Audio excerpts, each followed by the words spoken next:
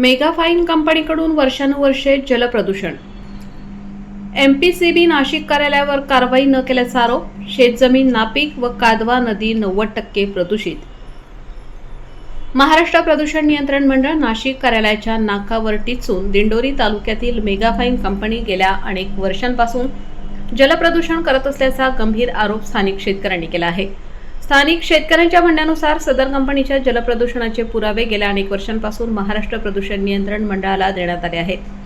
GPS photo व video स्वरूपात हे पुरावे सादर करूनही एमपीसीबी कडून कंपनीवर कुठल्याही प्रकारची कारवाई झालेली नाही. या प्रदूषणामुळे शेजारील शेतजमीन पूर्णपणे नापीक झाली आहे. विहिरींमध्ये केमिकलयुक्त सांडपाणी उतरल्याने पिण्याच्या पाण्याचा प्रश्न गंभीर बनला आहे. तसेच कादवा नदी 80 ते 90% प्रदूषित झाली असून नदीतील जलचर धोक्यात आले आहेत. सर्व पुरावे देऊनही एमपीसीबी गप्प का, असा संतप्त सवाल शेतकऱ्यांनी उपस्थित केला आहे.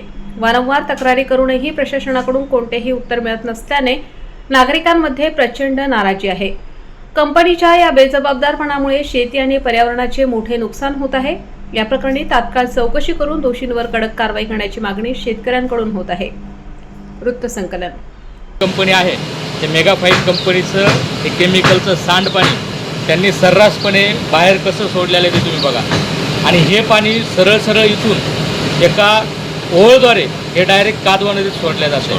त्याचा परिणाम असा आहे की इथे राहणारे जवळपास बरेचसे शेतकरी हे त्यांची शेती ही नापीक झालेली आहे, त्यांची शेतजमीन ही खराब झालेली आहे आणि कादवा नदी ही प्रचंड प्रमाणात 80 ते 90% ही प्रदूषित झालेली आहे.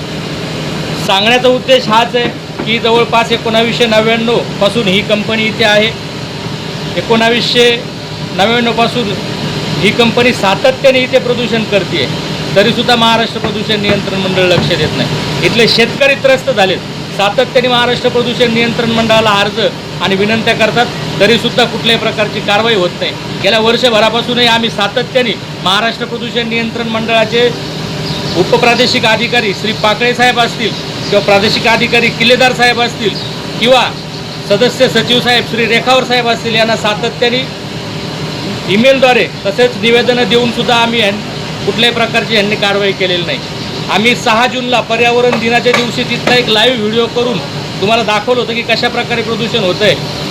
त्याच्यानंतर आत्तापर्यंत महाराष्ट्र प्रदूषण नियंत्रण मंडळाकडून कारवाई अपेक्षित होती, पण कुठल्याही प्रकारची कारवाई झाली नाही. आणि म्हणून आम्ही 1 जून रोजीसुद्धा या मेगा फाईन प्रायव्हेट लिमिटेड ह्या कंपनीच्या प्रिमायसेसमध्ये आहोत, पाठीमागे आहोत.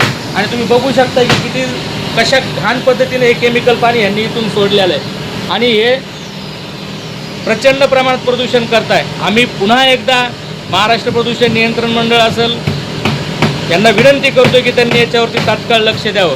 या राज्याच्या पर्यावरण मंत्री सन्माननीय श्रीमती पंकजाताई मुंडे यांनासुद्धा आमची विनंती आहे की त्यांनीसुद्धा अतिशय गांभीर्याने हा मुद्दा घ्यावा आणि हे सध्याचे पावसाळी अधिवेशन चालू त्याच्यामध्ये सुद्धा हा विषय त्यांनी प्रामुख्याने मांडला पाहिजे. आमची सगळ्यांची लखमापूर ग्रामस्थवासियांची पर्यावरण संरक्षण व संवर्धन समिती तसेच पर्यावरण परिवर्तन कामगार सेनेची आपणाकडे ही मागणी आहे. धन्यवाद.